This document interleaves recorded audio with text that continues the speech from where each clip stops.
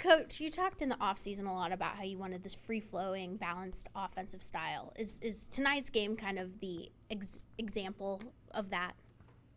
I'm not sure. I mean, we piled in points from everywhere.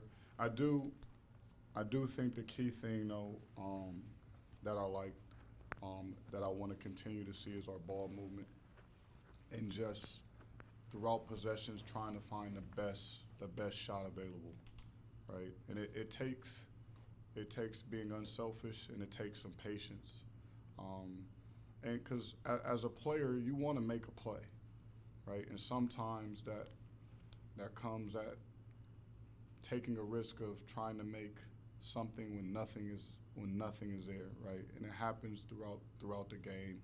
But I think our team, our players are understanding that trying to make the simple play and just taking what's available is the best solution. And then we're starting to play through that, and eventually we're causing defenses to break down. So I think that is what I've enjoyed most over the past few games, is just our patience offensively. Drew, how would you kind of assess the way that Eli was able to just make the most of his minutes, season-high minutes, season-high points? I think the most minutes he's played in about a month, but the way he was able just to make the most of the opportunity. Yeah, Eli's definitely capable. He was playing well early in the season. He went down. He hadn't played as much as of late.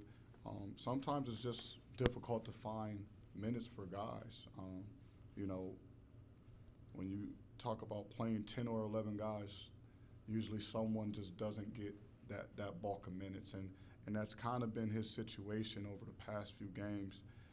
But me and Eli have talked numerous times, and it's just about how you handle the situation, right? You can come in and pout about it, but that's not going to do you any good. That's not going to make me change my mind if you come in and pout at practice and show me that you're disappointed. What makes my decision difficult is if you come in ready to play, right? And he continues to do that, and he was ready to go tonight because he's practiced well. So it was just a build-up and a progression. And I think even in the small stints that he's played in the past games, he's given us some good possessions. Coach, regardless of opponent, free throws are still free throws. You guys went 10 of 11 tonight, easily your best performance. Do you feel like this season-long the yips have sort of gone away for the team and there's not as much pressure on them? I never called them the yips. I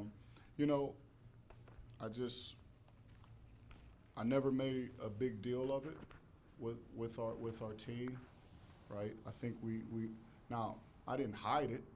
Right, we didn't walk around like it wasn't the elephant in the room. We approached it, and the only solution was just to get to work. I probably put everyone's free throw percentage of the past in front of them, either verbally or visually, and just told them, like, listen, you're not shooting up to your capability. This isn't you. You're not performing the way you can from the free throw line.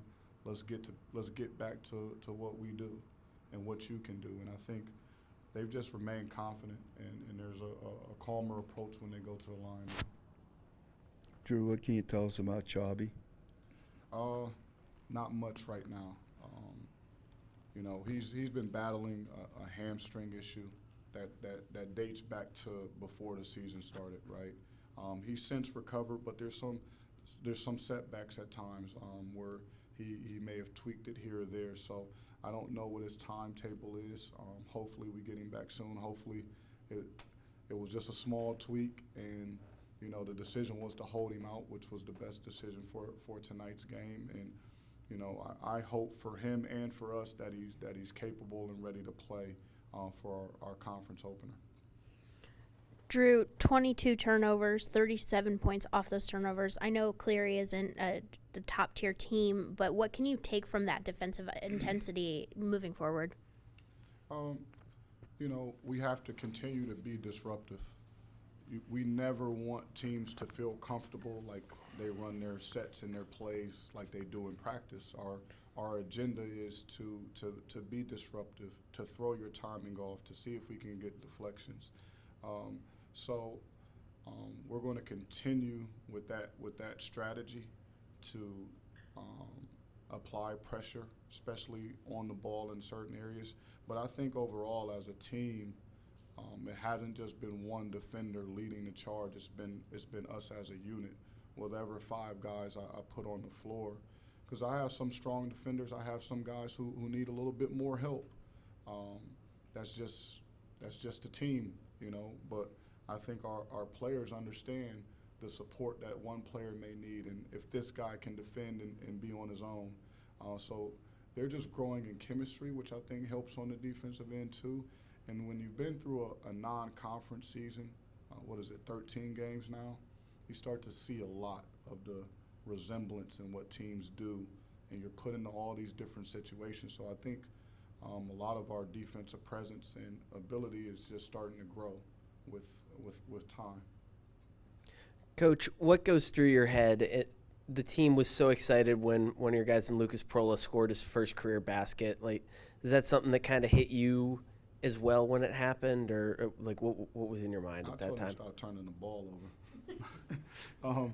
No, you know, I wish you guys could spend more time at practice, and you would understand, you know, maybe my excitement. I didn't jump up and down or anything like that, but internally, like, to see Lucas Prola be able to play tonight, to be able to contribute like that caps off a great night for us, because he takes probably more reps in practice, right? He has to practice equally as hard as any other guy that puts on a jersey, and a lot of times when it comes to game time, he doesn't get the minutes, he doesn't get the opportunity, and that's not easy, right? It's not easy to go to practice every day, and then when it comes game time, you kind of may know, like, man, I'm not really going to get an opportunity today. I won't get a chance to go in. So any time that he does have that opportunity, man, you know, you can't take those things for granted, man. That's, you know, a pleasure to go see him be able to participate and play. Drew, I asked you this at the beginning of the month, and I'll ask it to you again. I already know what's coming. Then I won't even ask the question. Go ahead. Is this what have I learned question? Yep. No, you got to rephrase it. I know bits and pieces. I didn't think I gave you. You're making me work. That's fair. Okay. Obviously, You're making me work. Okay. Well, that's fair. Anyways, the question is: you've been through non-conference. What did you learn the most about your team and yourself? And as you head to Atlantic 10 play, how do you feel the team is processing that?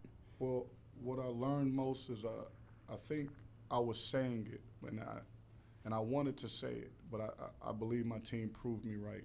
I thought we were resilient. I've thought that since day one.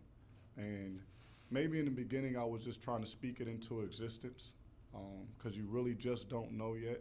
But I truly believe that. I've been convicted by saying, hey, this group is resilient. We can get through anything. So I think over the course of the non-conference season, I just grow stronger in belief of that. For myself, day by day, man, I'm just trying to get better. There's something I'm trying to, you know, pick up each opportunity I get. I just want to be a better coach.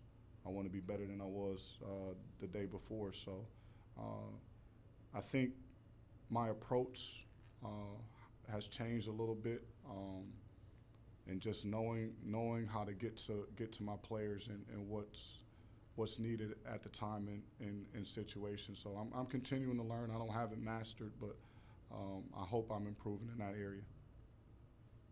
Zach, you want to ask about the A10? Drew, you're heading into A10 play. Just obviously, you've been through this 2 years now, different chair. Just what do you make overall of just the conference as a whole, and just as you stack up, just finding yourselves within that? I'm headed into the A10 gauntlet. No, I think the conference is playing unbelievably, as a whole, unbelievably well right now. We have 6 teams, I believe, in the top 100. We open here with Rhode Island, who's only lost 1 game through conference play. You know, it's just going to be a battle each and every night. There's no days off in this conference. You got you got great coaches, and then you got some big time players. So we'll just have to be prepared. We'll have to be prepared for every game, and then you can't look forward and you can't look back, because you just gotta, like, we'll play Tuesday, and then boom, right after that, if you get hung up too much on Tuesday, look, you gotta go to Davidson in a few days. They'll smack you right in the mouth. You gotta be able to bounce back. You gotta be able to recover. And it's quick recovery, so you have to learn, and you gotta apply it, and you gotta be ready to move on, or the conference it'll chew you up. Thank you, Coach. Cool. Appreciate it.